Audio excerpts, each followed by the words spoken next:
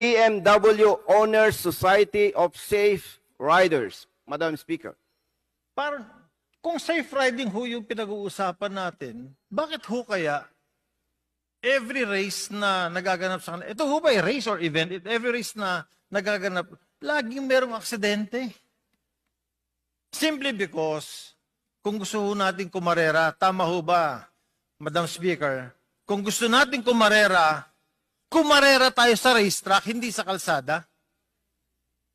Dahil hindi natin kaya i-control yung mga pedestrians, hindi mo makokontrol for such a long time yung oras na lumalabas ang red light at ang green light, ang pagtawid ng mga aso, ng mga kalabaw, sa mga probinsya, sa mga highway. Tama ho ba?